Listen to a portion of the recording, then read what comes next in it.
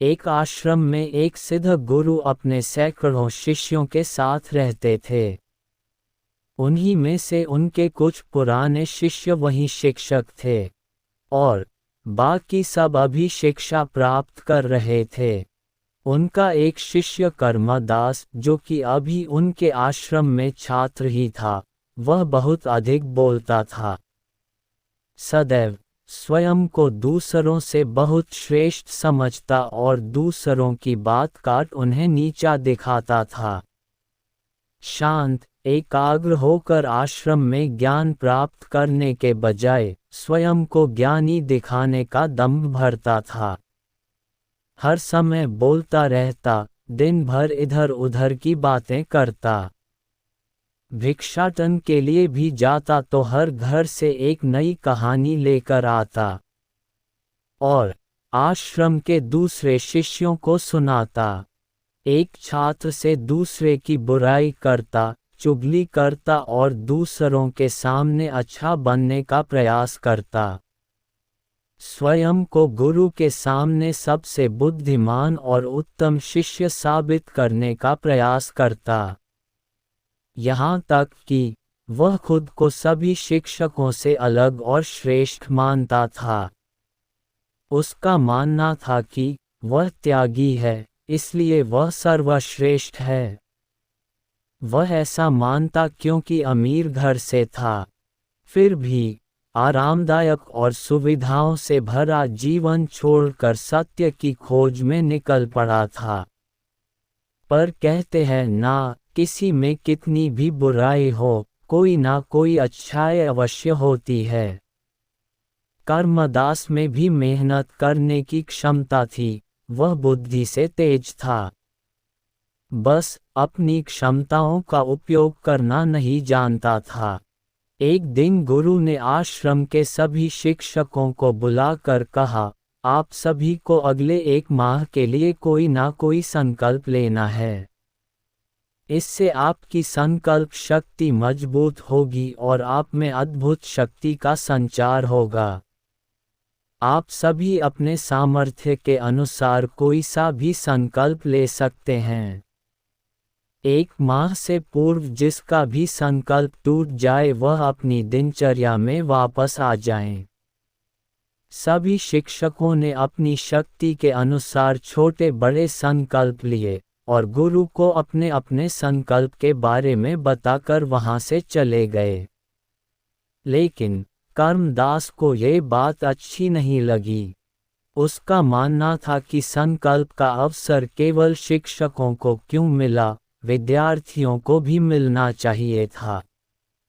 गुरु मुस्कुराते हुए बोले, तो ठीक है, जिन भी विद्यार्थियों को लगता है कि उनकी संकल्प शक्ति मजबूत है, वह भी 1 महीने के लिए संकल्प ले सकते हैं। कर्मदास स्वयं को सबसे अलग और बड़ा दिखाना चाहता था।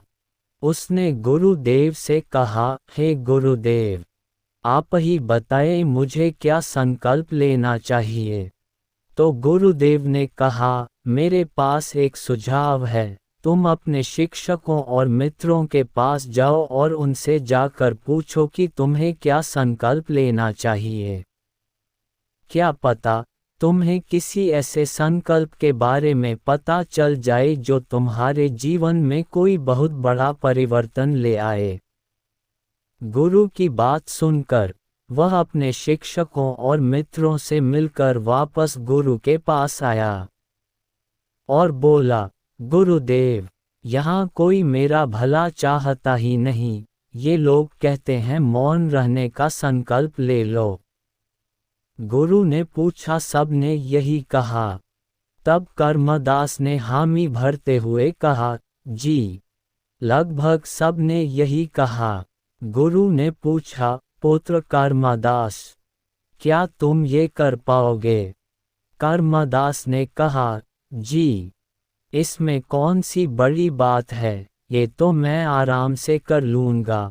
मैं इसी का संकल्प ले लेता हूँ आपके सामने गुरुदेव कि अब मैं आने वाले 1 महीने तक मौन रहूँगा। गुरुदेव ने उसे संकल्प पर अटल रहने का आशीर्वाद दिया और अपनी कुटिया की ओर चले गए। बाकी किसी छात्र ने संकल्प नहीं लिया। कर्मदास प्रफुल्लित हुआ जा रहा था कि अरे वाह, शिक्षकों के साथ केवल मैंने संकल्प लिया है, बाकी विद्यार्थियों से तो श्रेष्ठ हूँ मैं। मेरा संकल्प तो पूरा भी हो जाएगा, देखते हैं कौन कौन से शिक्षक पूरा कर पाते हैं। ये सोचता हुआ वह भी विद्यार्थियों की कुटिया की ओर चला गया। पहले तो उसे चुप रहना बहुत आसान लग रहा था, फिर उसने एक दिन जैसे तैसे चुप रहकर काट लिया। लेकिन दूसरे दिन से उसके मन में ना बोलने का बोझ बढ़ने लगा। तीसरे दिन उसे भारीपन महसूस होने लगा और चौथे दिन उसके अंदर एक अजीब सी बेचैनी होने लगी, क्योंकि आश्रम में सभी एक दूसरे से बात कर रहे थे। वह भी अपना पक्ष उनके सामने रखना चाहता था, उनकी बोलती बंद कर देना चाहता था, लेकिन उसका संकल्प उसके आगे आ रहा था। उसका सर फटा जा रहा था, उसका खाने पीने का मन नहीं कर रहा था, बस बोलना चाहता था। अपनी परेशानी का हल ढूंढने वह गुरु के पास पहुंचा। गुरु के पास पहुंचकर उनके सामने बैठ लिखकर उन्हें बताया कि गुरुदेव, मैं बोलना चाहता हूँ, मुझसे रहा नहीं जा रहा, मैं क्या करूँ? क्या मैं संकल्प तोड़ दूँ?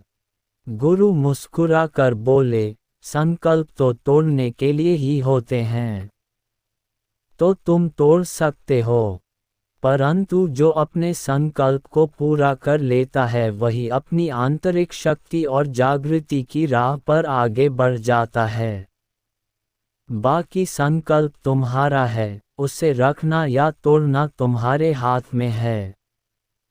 काफी विचार करने के बाद कर्मदास ने अपने गुरु से कहा, मैं संकल्प तो नहीं तोड़ना चाहता, मैं इसे पूर्ण करूंगा।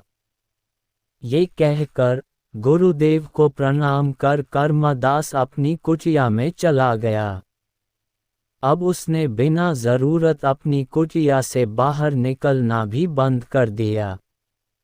उसके सहपाठी और शिक्षक भी हैरान थे कि कर्मदास का संकल्प इतना लंबा कैसे चल रहा है। अब कर्मदास बाहर तो जवाब नहीं देता, पर अब जितना ज्यादा मौन रहता उतना ही पुरानी बातें, यादें सब बहुत तीव्र वेग से उसके अंदर प्रकट हो रही थीं। अब मौन और ज्यादा मुखर हो रहा था। कर्मदास ज्यादा बेचैन होने लगा था। उसने पुनः अपने गुरु से इसका हल जानना चाहा। पुनः अपने गुरु से लिखकर पूछा, मैं बाहर से जितना मौन हूँ, अंदर में उतना ही शोर है। क्या इसके बाद भी मेरा संकल्प जारी है, या मेरा संकल्प टूट चुका है? गुरु ने उत्तर दिया, तुम्हारा संकल्प अभी भी जारी है, लेकिन जब तक लोगों की आवाज़ तुम्हारे कानों में पड़ती रहेगी, तुम्हारा मन बोलता रहेगा, क्योंकि इसे तो आदत है बोलने की। तुम्हें इससे बाहर आने के लिए इन आवाज़ों से दूर जाना पड़ेगा।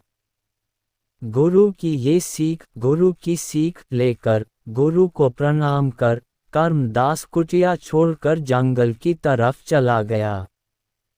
उसने सोचा, जब मेरा संकल्प का समय पूरा हो जाएगा तभी लौट कर आऊंगा। परंतु जब वह जंगल गया, तब उसने जाना कि वह अंदर से अशांत था, इसीलिए बाहर से इतना शोर मचाता था। जब पूरा महीना बीतने के बाद वह लौटकर आश्रम नहीं आया, तब उसके मित्रगण और शिक्षकों ने गुरुदेव से बात करने का मन बनाया और उनसे जाकर कहा, हे गुरुदेव, 1 महीने से ज़्यादा हो चुका है, परंतु कर्मदास अभी तक लौटकर वापस नहीं आया। क्या हमें उसे ढूंढना चाहिए? क्या पता किसी जानवर ने उस पर हमला किया हो, या उसकी तबीयत खराब हो। क्या पता वह रास्ता भटक गया हो। हमें उसके बारे में ज़्यादा पता नहीं है, तो क्या हमें उसकी मदद के लिए जाना चाहिए? गुरु ने अपने शिष्यों से कहा, तुम सब भी तो यही चाहते थे कि वह चुप हो जाए। ये संकल्प तो तुम ही लोगों ने उसे सुझाया था। फिर अब तुम उसकी चिंता क्यों कर रहे हो? सब शर्मिंदा थे और उसी भाव से एक शिक्षक ने कहा, हमें क्या पता था हमारा ये सुझाव हमारे आश्रम के ही विद्यार्थी के लिए इतना हानिकारक हो जाएगा, और वह आश्रम छोड़कर चला जाएगा और फिर कभी वापस लौटकर नहीं आएगा। गुरु ने मुस्कुराते हुए बोला, चिंता मत करो, वह आ जाएगा। कुछ समय के बाद एक दिन कर्मदास आश्रम आया। उसके मित्रों ने उसे घेर लिया और उससे बातें करने लगे। यह क्या, कर्मदास तो सबसे घुल मिलकर प्रेम पूर्वक बातें कर रहा था। ना किसी का उपहास, ना किसी से आगे निकलने की होड़, ना किसी से बड़ा बनने की चाहत। उसे देखकर लग रहा था मानो वह बदल सा गया हो। अपने मित्रों से बात करके वह अपने शिक्षक गण के पास गया, उन्हें भी चरण स्पर्श प्रणाम कर उनके हालचाल पूछे और उनसे प्रेम पूर्वक बातें कर अपने गुरुदेव से मिलने चला गया। गुरुदेव के सामने हाथ जोड़कर उसने कहा, हे गुरुदेव, मैं जंगल से वापस आ चुका हूँ और मुझे आपसे अपने संकल्प के बारे में बात करनी है। गुरुदेव ने कहा, हाँ ठीक है, परंतु अभी मेरा विश्राम करने का समय हो रहा है। विश्राम के बाद मैं तुमसे बात करता हूँ। ये कहकर गुरु अपने कुटिया में चले गए। कर्मदास भी विद्यार्थियों की कुटिया की तरफ चला गया। ये सब देख रहे एक शिक्षक ने गुरु से इस आर्टिकल में हम भगवान गौतम बुद्ध कहानिएगा पथ पर प्रगति की कहानी से बात क्यों नहीं की। उत्तरी भारत का एक शहर श्रावस्ती आया है। वह शहर भगवान बुद्ध के लिए एक महान संसाधन केंद्र था। वह आपसे कुछ आवश्यक बातें करना चाहता था। के लिए रुकते थे और धर्म पर व्याख्यान सुनते थे। गुरुदेव ने मुस्कुराते हुए सुनने के बाद एक युवक की परीक्षा है, को धार्मिक चर्चा के लिए से मिलने के लिए शांत रह पाएगा या फिर मेरे मना कर देने से उसके अंदर नियमित शांति से बुद्ध के प्रवचन सुनते थे। लेकिन उन्होंने इसे कभी अपने जीवन में करने लगे। कुछ समय पश्चात जब विश्राम करके जागे तब उन्होंने कर्मदास को पहले आया और तब बुद्ध दोस्त, हाँ बताओ, आर्टिकल में हम बताना चाहते थे बुद्ध कहानी। कर्मदास ने हाथ कहानी देखेंगे। गुरुदेव, उत्तरी भारत का एक शहर मेरा संकल्प पूरा हुआ या नहीं। भगवान बुद्ध के बारे में महान संसाधन करना चाहता था। जब मैं यहाँ से जंगल के लिए रुकते मेरे बाहर तो बहुत ही शांति हो गई, परंतु मेरे अंदर का शोर को सुनने के बाद एक युवक रोज शाम को बहुत परेशान होने लगा और फिर मैं जोर जोर से चिल्लाने लगा से चल रहा था। शोर कम नहीं हुआ। नियमित रूप से बुद्ध के प्रवचन जब मैंने उस शोर को सुनना शुरू किया तब जाना अपने जीवन में शोर मैं बाहर मचाता था। कुछ वर्षों के बाद मेरे अंदर रहता युवक व्याख्यान के लिए मेरे अंदर से पहले आया। अज्ञानता और इनकी वजह से बनपी असुरक्षा की भावनाओं ने मुझे अशांत कर दिया था। कहानी पथ पर मैं अपनी कमियों को सुधारने और अपने ज्ञानवर्धन करने के बजाय एक शहर दबाता था। वह शहर भगवान बुद्ध के लिए एक महान संसाधन चाहता था। बातों के बल पर वहाँ सारी के लिए जीतना चाहता था। धर्म पर व्याख्यान सुनते थे। गलती थी।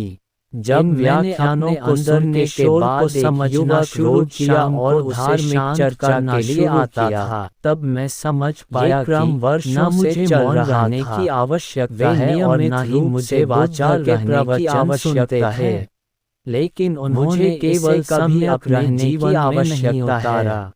कुछ वर्षों के बाद एक बार यह युवक व्याख्यान के लिए सब लोगों से पहले आया। अब आप मुझे बताएं कि क्या मेरा संकल्प इस आर्टिकल में हम भगवान गौतम बुद्ध कहानी पथ गुरु ने मुस्कुराते हुए देखेंगे। पुत्र, यदि तुम एक महीने भारत का एक शहर श्रावस्ती और मुझसे कोई प्रश्न भी न करते के लिए एक महान संसाधन केंद्र था, यात्रा में आगे भी ना बढ़ते, से लोग वहाँ तुम्हारा के लिए रुकते थे और धर्म पर व्याख्यान सुनते थे। उस संकल्प के पीछे की योजना के बाद एक युवक रोज शाम को धार्मिक चर्चा के लिए जंगल जाकर अपने लिए मार्ग भी स्वयं बनाया चल रहा था। स्वयं सिद्ध किया। नियमित रूप से बुद्ध के प्रवचन तुम्हारा संकल्प भी पूरा हो गया और इसे कभी अपने जीवन में नहीं सिद्ध हो गई।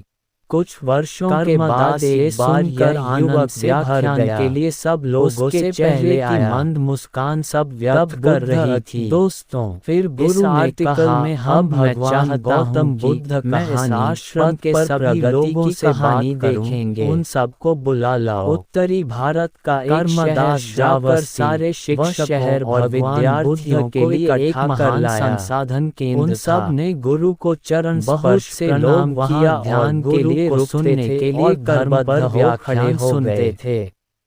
गुरु ने व्याख्यानों को सुनने के बाद एक युवक रोज शाम को धार्मिक चर्चा के लिए प्रकरण से जुड़े कुछ मुद्दों पर प्रकाश डालने के लिए बुलाया है। वे नियमित रूप से बुद्ध के प्रवचन सुनते कोई क्रोधित होता है या आपको नीचा दिखाने जीवन में नहीं उतारा, तो आपका कर्म है कि आप उसे शांत करवाएं या शांति के लिए सब लोगों से पहले आया, ना कि उसकी कमियां निकाल कर उसे और दुखी या अशांत करें। भगवान गौतम बुद्ध कहानी बात पथ, यदि आप अशांत कहानी और आपको कोई बताता है उत्तरी भारत का एक शहर ने आपको शांत करने का प्रयास भगवान बुद्ध के लिए एक महान संसाधन केंद्र शक्ति से उसे हराने का प्रयास करें। वहाँ ध्यान के लिए रुकते थे, किसी से परेशान होकर कोई ऐसा हल ना निकाले जो व्याख्यानों को हानिकारक सिद्ध हो सकता है। रोज शाम को धार्मिक चर्चा के लिए आता में इस पर आप ही को पछताना पड़ेगा। वर्षों से चल रहा था। चौथा, अपनी कमियों को छुपाने के लिए प्रवचन सुनते थे का सहारा, लेकिन उन्होंने इसे कभी कमियों को सुधारने नहीं उतारा शक्ति है। कुछ वर्षों के बाद एक बार यह युवक गलती समझ के सब लोगों से पहले आया, सुधार करने की स्वेच्छा बताए। दोस्तों, इस कहानी से हमें ये सीख मिलती है कि खुद की कमियों से मन अशांत कहानी देखेंगे, जिससे हम गलत राह पर चलने लगते हैं। शहर भगवान या स्वयं को बड़ा दिखाने के लिए ज्यादा बोलना, बहस करना, बहुत से लोग वहाँ ध्यान के लिए रोते थे और धर्म पर व्याख्यान सुनते थे। हमें यथा व्याख्यानों को बोलने के बाद एक युवक में सुधार कर मन शांत रखना के लिए आता था। ये